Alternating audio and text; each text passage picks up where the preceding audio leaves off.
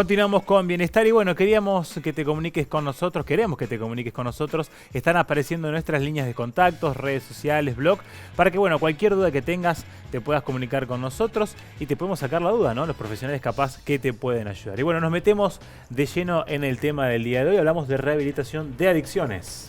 Pero bueno, para hablar de una rehabilitación necesitamos conocer qué es una adicción, Correcto. así que por ahí podemos empezar con eso, ¿les parece? Bueno, adicción viene incluso de términos como adictus, que es ser prisionero de algo, ¿no? Otra expresión podría ser sin comunicación, porque adicción es sin comunicación. Pero tratemos de explicarlo un poquito. Ser adicto a algo o tener una conducta adictiva, que es lo más común y que a la cual nadie está exento porque todos tenemos algún tipo de conducta adictiva, es sentir el deseo incontrolable de consumir algo, una sustancia o una actitud o una acción. Acción, sí. De modo que bueno, eso por definición es una cosa simple, pero si ustedes revisan su vida verán que alguna cosa no pueden controlar. Y hay que tener en cuenta también que es una enfermedad. Claro. Muchas veces a la persona enferma o a la persona adicta se la mira mal. Como que es una cuestión de que, bueno, ella quiere ser así, ella decidió. Necesita ayuda, es una persona que necesita ayuda y para eso están los profesionales y la familia para poder ayudar. Después lo vamos a ver seguramente, pero toda adicción, tengo entendido, ¿no?, que comienza por alguna razón y muchas veces tiene que ver con la falta de apego, la falta de amor en la familia. Exactamente. Exacto, bueno, para generar una adicción o para que ésta se manifieste, influyen varios factores.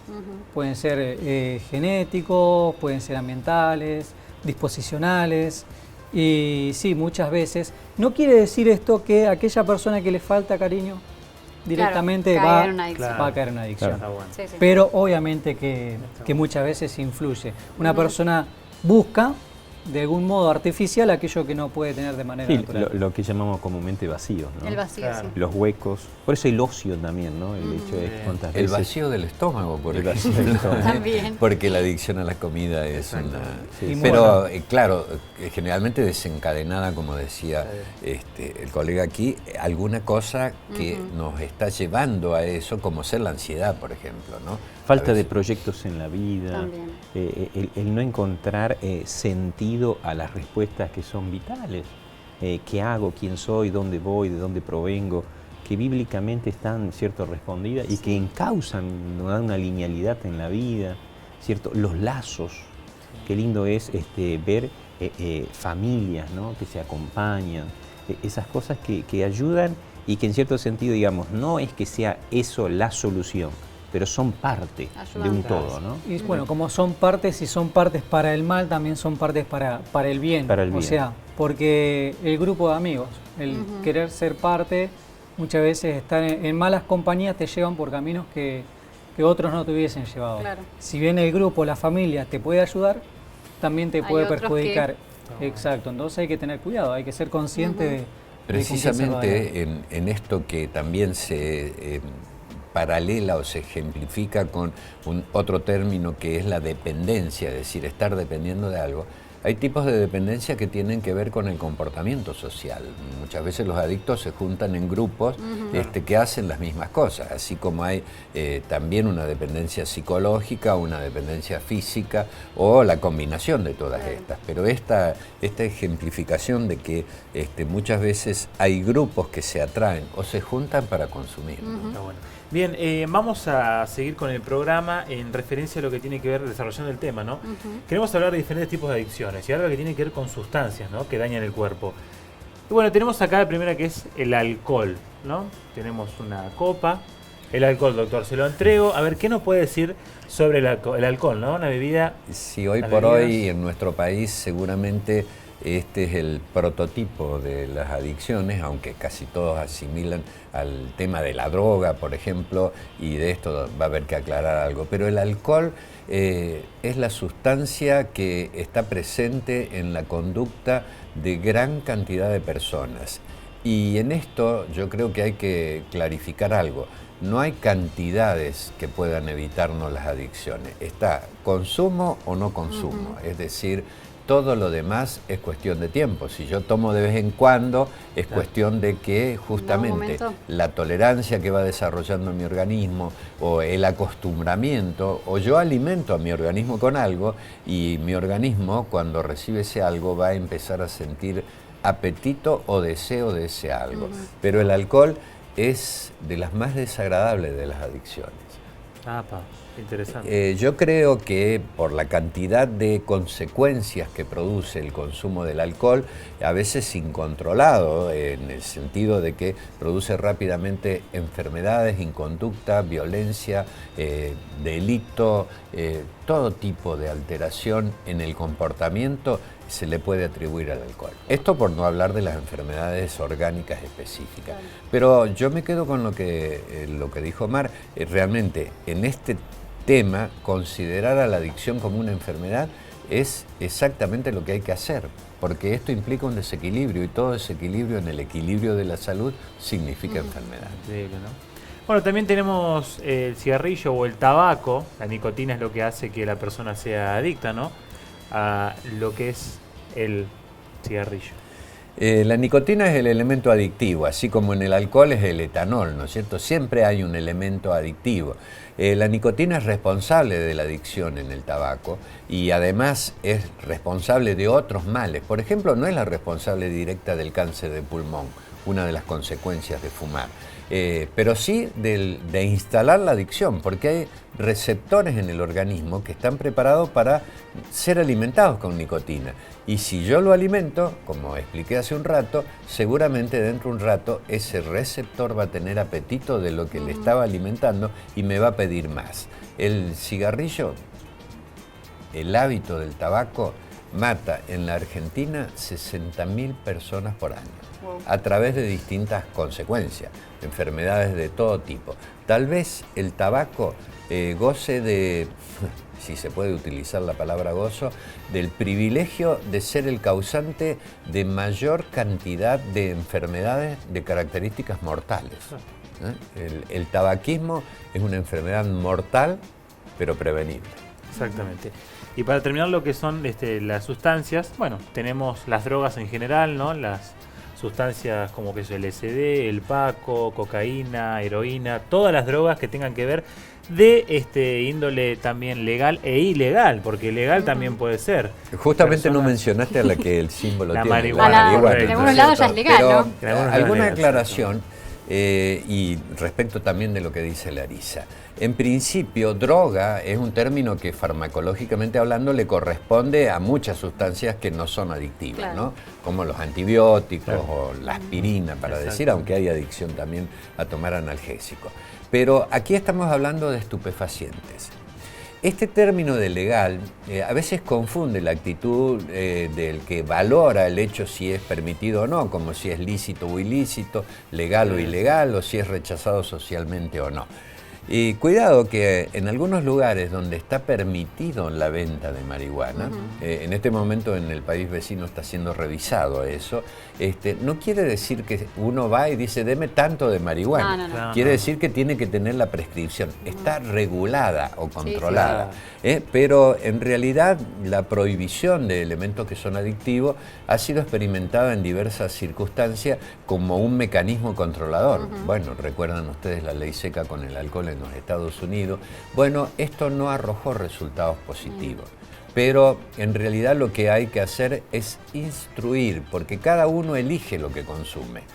Y a veces cuando uno es adicto no ha perdido la capacidad de elegir, entonces consume lo que tiene el deseo. Por eso lo bien que podemos hacer es instruir para que aquel que va a elegir consumir o no consumir sea capacitado para elegir. Y a propósito, Nacho dijo hoy que vamos a hablar de rehabilitación. A nosotros nos gusta hablar de eso, pero más nos gusta hablar del daño que producen para que no tengamos que hacer rehabilitación, sino para que nadie la consuma y no sufra las consecuencias. Buenísimo. Bueno, y también vamos a hablar de otros tipos de adicciones que por ahí no tienen que ver con consumir, con tomar algo, sino acciones, ¿no? Y Omar, voy con vos. El tema de la adicción al juego. Te dejo acá la cartita. Muy buena. ¿Qué podemos decir de eso? Bueno, si bien a primera mano parece que se diferencian, También el juego u otra clase de adicciones producen hormonas, ¿no? Que son las hormonas que generan felicidad, satisfacción. Y muchas veces, especialmente las personas que son adictas al juego, hubiesen sido adictas a alguna otra clase de, no sé, deporte extremo quizá, pero como no les dio la capacidad o el dinero, lo buscan en algo menor y es más fácil. Y en esto me quiero detener un segundito para decir algo que quizá le correspondería al pastor, ¿no? ¿Cuántas veces Satanás se preocupa de aquellas cosas que son buenas para el hombre en tergiversarlas?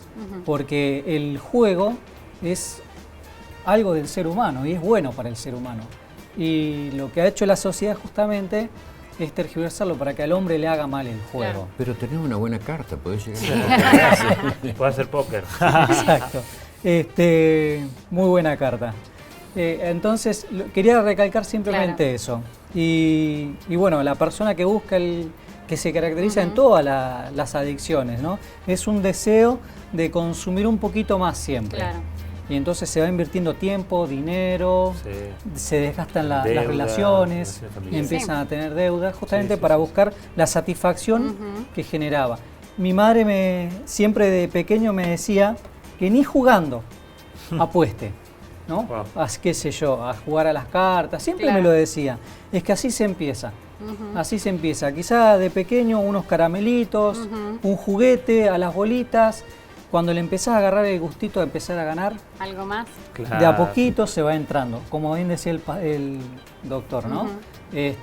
Frenar antes que comience la conducta. Bueno, y otra, una acción que es saludable, que es buena, el tema del trabajo. Pero ¿cuántas veces el exceso, y también te voy pasando acá el hombrecito que está trabajando, ¿no? Se transforma en una adicción, ¿no? El workaholic que se conoce. El workaholic, muy conocido hoy en día, en la actualidad se da mucho eso, ¿no? Exacto, y justamente uno de los motivos quizás es ese, la buena vista que tiene el trabajo. Claro, es algo bueno y hay que hacerlo sí o sí, es ¿no? algo bueno.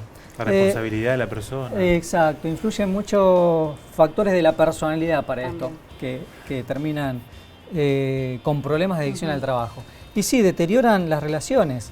Cuando uno puede detectar a una persona que está con problemas de adicción al trabajo, cuando ya le dedica demasiado tiempo, piensa todo el tiempo en el trabajo, llega al hogar y sigue pensando, muchas veces no llega al hogar. O sigue trabajando desde la casa. Sigue trabajando desde la casa, exacto. La cabeza. Y entonces le resta tiempo a los hijos, a la esposa, a los amigos, en lo que es al comienzo un bien, ¿no?